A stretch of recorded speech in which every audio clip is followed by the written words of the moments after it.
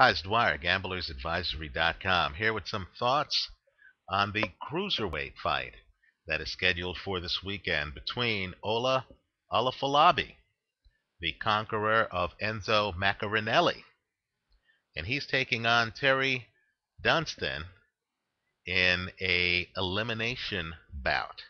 But before I go further, just remember, the opinion you should follow should be your own. Just consider this video to be a second opinion from a complete stranger online. Let me just point out that I don't believe it's worth your time or my time to even think about taking guys who are favored by 16 to 1 and 20 to 1, depending on your casino. Ola Afolabi is a huge favorite in this fight, as he should be.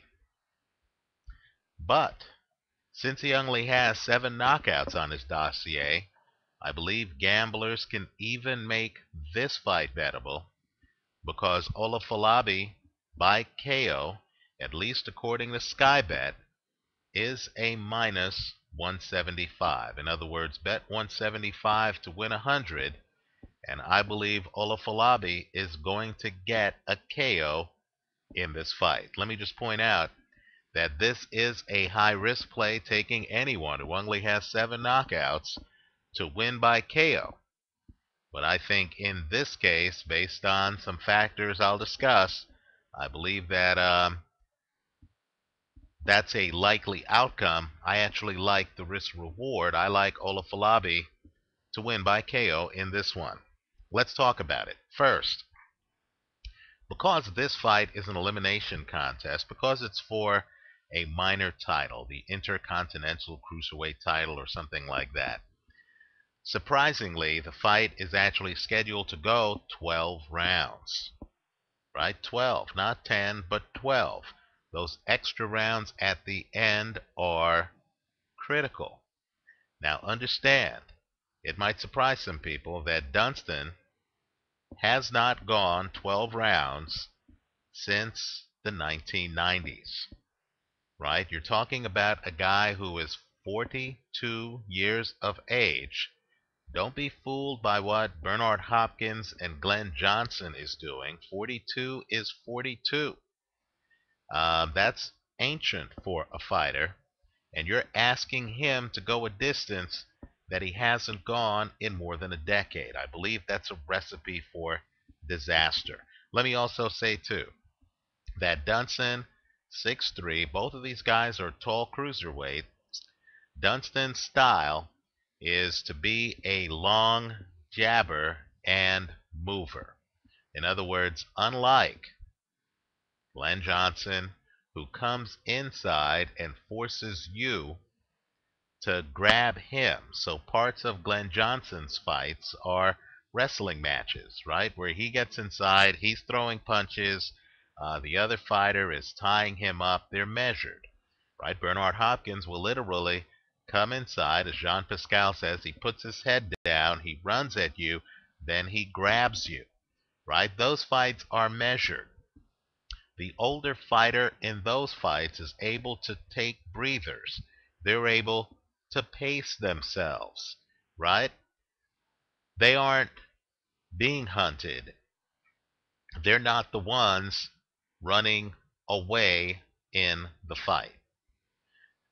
Terry Dunstan, by contrast, to me, is running away in the fight. He's a guy who, for his age, is a bit of a mover, right? He's hanging outside.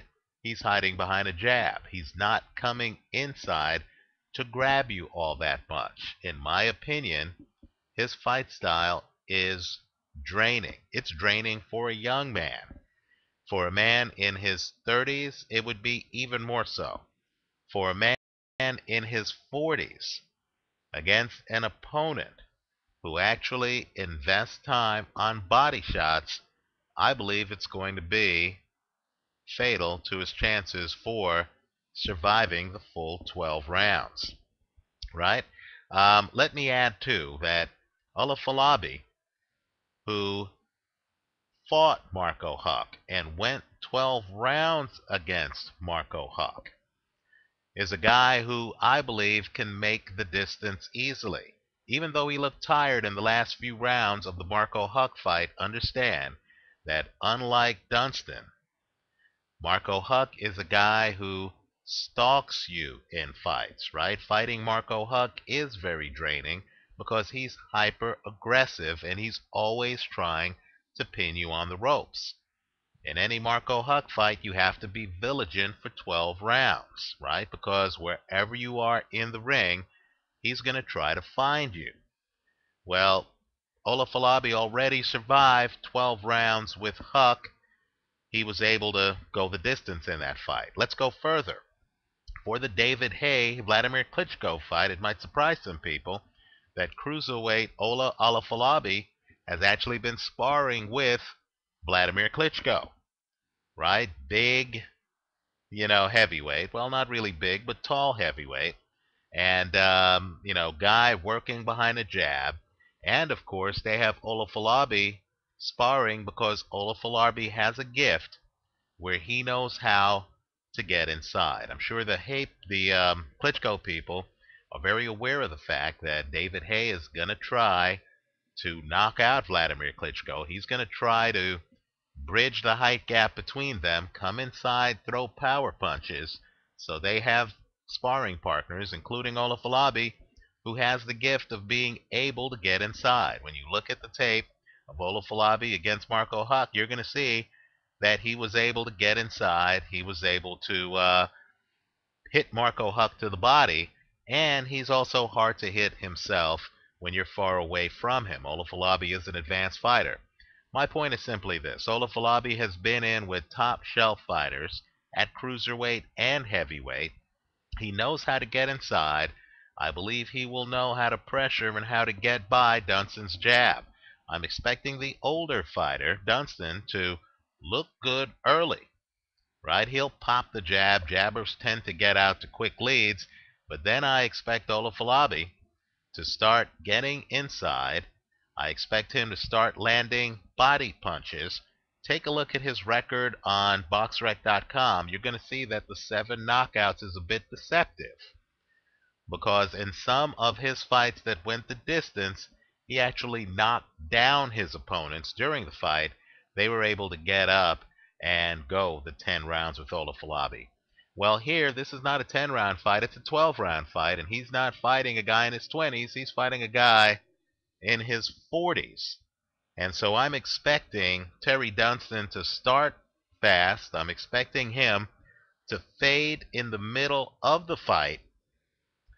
I like Ola Afolabi by KO at the -175 being offered by Skybet.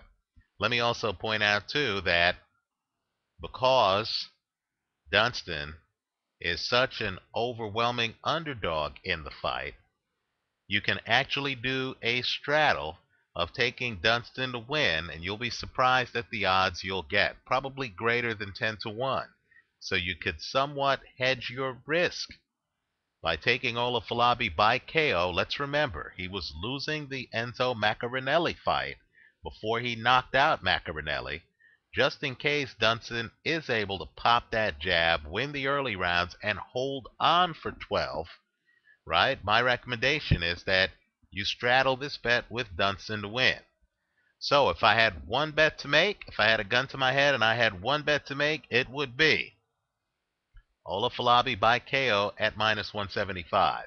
If given a chance to straddle this bet, which I recommend, it would be Ola Afolabi to win by KO -175 straddled against Dunstan simply to win the fight. The odds match up. The insurance is cheap insurance, since you should be able to get greater than 10-1 on Dunstan to win.